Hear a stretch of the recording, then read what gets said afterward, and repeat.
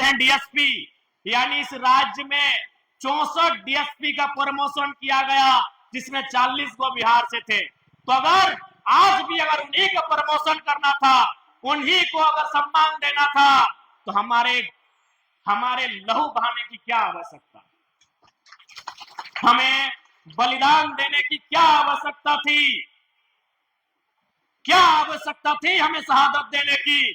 अगर आप बिहार, उत्तर प्रदेश और बंगाल के लोगों का ही झारखंड में प्रमोशन करेंगे, तो क्या आवश्यकता थी झारखंड बनाने की?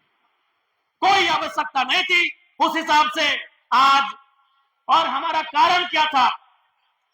आज जैसे भगत सिंह कहा करते थे कि आजादी तो हम गोरों से ले लेंगे, लेकिन क्या आजादी गांव तक जा पाएगी?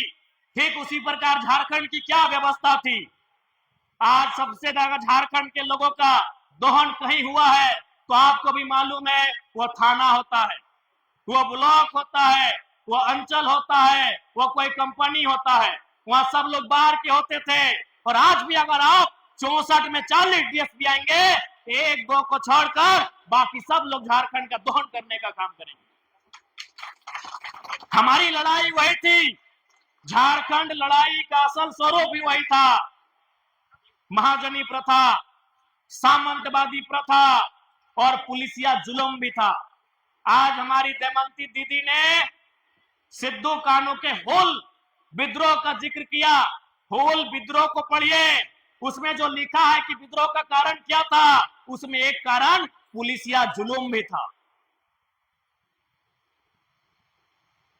क्योंकि उस समय अंग्रेजों की पुलिस थी और आज जो हमारे राज्य के लोग नहीं है, वो ज्यादातर यहां आकर बड़े बड़े पदों में अपनी सेवा दे रहे हैं। इसलिए आज भी उनकी सोच नहीं बदली है।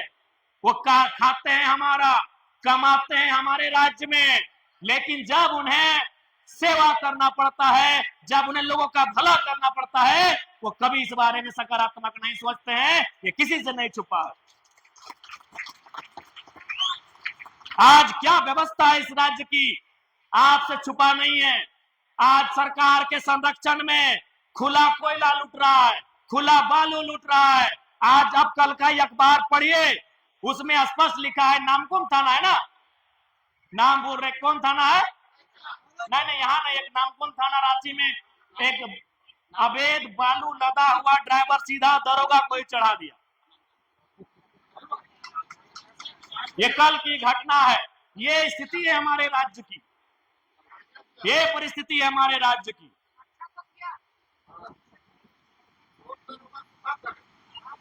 क्योंकि आज चूंकि सरकार के संरक्षण में दोष दोनों का है, जो लोग अवैध बालू लेकर चले उनका भी, और जो थाना प्रभारी वसूली करने के लिए आता है उसका भी। लेकिन उससे भी बड़ा दोष है सरकार का, चूंकि आप गार्जियन। अगर सरकार चाहे तो इस राज्य का एक पत्ता भी उनके बगैर हिल नहीं सकता है। ये सरकार की ताकत है। लेकिन आज चूंकि सरकार के पास विजन नहीं होने के कारण, सरकार के पास दूरगामी सोच नहीं होने के कारण आज ये परिणाम हम देख रहे हैं। इसलिए आज आप सभी से आग्रह होगी कि राजनीतिक चेतना को, अपने वोट के अधिकार को मजबूती से जानने की आवश्यकता है। आज ये वोट का अधिकार ही है जो हमारे जीवन की रेखा को, जो हमारे आज जो परिस्थितियां हैं उन्हें दूर कर सकती हैं। इसलिए आज आप सभी से, हालांकि अब समय बहुत है, लेकिन आज झारखंड को एक बदलाव के रूप में सामने आकर तैयार होना होगा। आज कोल्हान की क्रांतिकारी धरती में उपस्थित सभी से आग्रह होगा कि आज हमें पुनः एक बार अपने पूर्वजों के आदर्शों को, उनके पदचिन्हों को अध्ययन करने की आवश्यकता है। आज किन परिस्थितियों में उन्होंने झारखंड अलग राज्य की लड़ाई को बुलंद किया था, आज हमें उसे दोहराने की आवश्यकता है। आज अपने हक अधिकार के लिए लड़ने की आवश्यकता है। आज परिस्थितियां किसी से नहीं छुपी हैं। इस राज्य को बनाने के लिए हमने ना केवल अपना लहू दिया, हमने ना केवल अपना बलिदान दिया, हमने टाटा, टेल्को, टिस्को, यूरेनियम, न जाने कितनी जमीनों को भी देने का काम किया है। आज हमारे पास क्या है, आज हमारी आर्थिक स्थिति क्या है, आज हमारी सामाजिक स्थिति क्या है, ये किसी से नहीं छुपा है। आज किसी भी विभाग में आप चले जाए, एक छोटा से लेकर बड़ा कहीं भी आप चले जाए, आज भी इस राज्य को चलाने वाले जो लोग हैं वो हमारे नहीं हुए, जिस कारण आज ये परिस्थितियां हैं। और सरकार का ये वादा था कि हम अबुआ दिसम अबुआ राज कायम करेंगे, लेकिन आज अपने वादे से भटक चुकी है। जब ये सरकार में नहीं थी और पूर्व की सरकार ने जो गलतियां की थी, चाहे वह स्थानीय नीति की बात हो, चाहे वह लैंड बैंक की बात हो, चाहे वह सीएनटी, एसपीटी और विल्किंसन कानूनों की बात हो, वर्तमान की सरकार ने कहा था कि उन कानूनों को हम जो झारखंड के हित में होंगे उन्हें सख्ती से लागू कराएंगे और जो झारखंड के अहित में होंगे उन कानूनों को रद्द करेंगे। तो आज कोल्हान की पावन धरती से मैं राज्य की सरकार को यह कहना चाहूंगा कि जो आगामी विधानसभा का सत्र चले, आप एक अध्यादेश लेकर आइए और सबसे पहले लैंड बैंक के कानून को समाप्त कीजिए। लैंड बैंक किसी कॉरपोरेट का नहीं, लैंड बैंक किसी सरकार का नहीं, लैंड बैंक यहाँ के लोगों की जमीन। आज जिस जमीन पर हम रसीद नहीं कटाने में सक्षम हो पाए, जिसे हम लोग सामान्य शब्दों में, सरल शब्दों में गैर मजरूआ कहते हैं, जिसे हम लोग सरना मसना की जमीन कहते हैं, जिसे हम लोग जाहिर थान बूढ़ा थान की जमीन कहते हैं, ऐसी जमीनों को सरकार ने लैंड बैंक बनाकर एक विशेष कानून बना दिया गया है, ताकि भविष्य में किसी उद्योगपति को, किसी अरबपति को वह जमीन कंपनी बनाने के लिए दे सके, जैसे कभी टाटा को दिया गया। तो सरकार को चाहिए, आदिवासी का मतलब क्या होता है? आदिवासी का मतलब जमीन जंगल होता है। आप हमारी जमीनों को लूटने लगे हैं, इसलिए वर्तमान की सरकार को चाहिए कि आगामी विधानसभा का सत्र जो चलेगा उसमें अध्यादेश लाए और लैंड बैंक के कानून को निरस्त करें और उन जमीनों को जो रैयत आज कई वर्षों से, कई दशकों से जो तोड़ कर रहे हैं, उनके पक्ष में रसीद काटी जाए। ये नियम लेकर आपको आना चाहिए, तभी झारखंड और झारखंड की अस्मिता बचेगी। नहीं तो आज आप जाके देख लीजिए, धनबाद, बोकारो, लगभग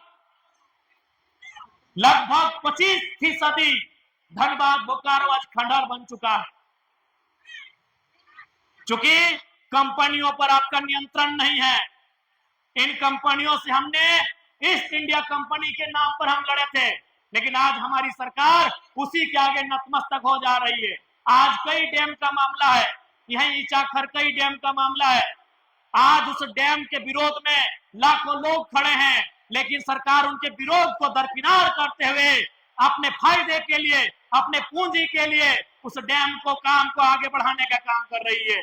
कई ऐसी योजनाएं हैं जो यहाँ के लोग नहीं चाहते हैं, लेकिन सरकार केवल अपने पूंजीपति साथियों को खुश करने के लिए लगातार उनको समर्थन देने का काम कर रही है।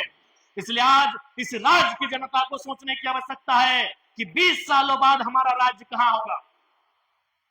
आज जो जमीनें टाटा जमशेदपुर में, जो जमीनें टेल्को टिस्को में गई हैं, जो जमीनें आपकी उषा मार्टिन में गई हैं, जो जमीनें यूरेनियम के खान में गई हैं, आज 25 साल बाद सोचिए कि ऐसा अगर दौर चलता रहा तो झारखंडियों के पास कितना गांव बचेगा, कितने खेत बचेंगे, कितने खलिहान बचेंगे और कितने सशक्त झारखंड के लोग बचेंगे। ये सोचने की आवश्यकता।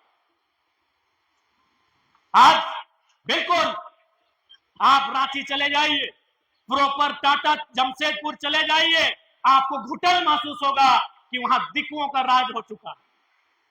वहां कोई मूलवासी आदिवासी नहीं है, होगा भी तो 5% होगा, 10% होगा, और आने वाले 25 सालों में वही हाल हर एक जिला का होगा।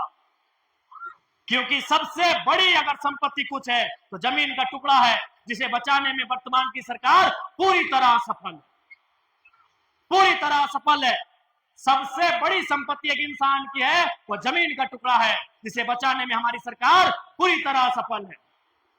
आज रोजगार की बात करें, नौकरियों की बात करें, उसमें भी सरकारें पूरी तरह विफल हैं।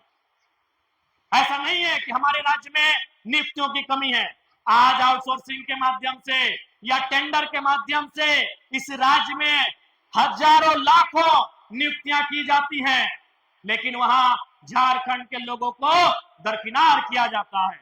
इसलिए आज झारखंड के लोगों को अपने अधिकारों के प्रति जागरूक होने की आवश्यकता है। और मैं सिंहभूम जिला के तमाम जेल कैंप पार्टी के सिपाहियों से कहना चाहूंगा कि चुनाव होने में 2029 अभी काफी समय है। अभी हमें जनता के मुद्दों के साथ खड़े रहना है। जनता के जो मुद्दे हैं, जनता की जो समस्याएं हैं, उनके लिए हमें संघर्ष करने की आवश्यकता है। और आप माता बहन, आप लोग भी जान लें, आज ये सरकार जान चुकी है कि यहाँ के लोगों की मानसिकता क्या है। इसीलिए आज 2500 रुपए को वो पूरी दुनिया में जाके महिमा मंडन कर रहे हैं। जैसे हमें 2500 नहीं, 2.5 लाख रुपए दे दिया।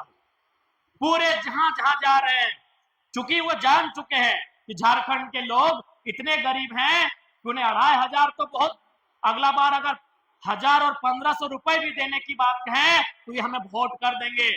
तो ये बनाया किसने? इस राजनीति में ये हालात किसने बनाया? इन सत्ता में बैठे सत्ताधीशों ने ये हालात को बनाया कि आज हम इतने लाचार, इतने बेबस हो गए हैं कि मैया सम्मान योजना जैसी छोटी सी योजना को आज हम लोग बहुत बड़ी उपलब्धि मान बैठे। जबकि इसी राज्य में जो विदेश प्रदेश की कंपनियां, हैदराबाद, गुजरात, महाराष्ट्र, राजस्थान, बिहार, कलकत्ता की कंपनियां आती हैं, करोड़ों रुपए का टेंडर लेती हैं और हमारे राज्य को उजाड़कर करोड़ों का मुनाफा कमाकर फिर वापस चली जाती हैं। वहां हमारी सरकार का ध्यान नहीं है। इसी सरकार ने कहा था, अभी पहले टर्म में, ये तो दूसरा टर्म है, पहले ही टर्म में कहा था कि यदि हमारी सरकार बनी तो 30 करोड़ का टेंडर, 30 करोड़ का ठेका एसटी, एससी, ओबीसी आरक्षण के साथ देंगे। बताइए दिया क्या?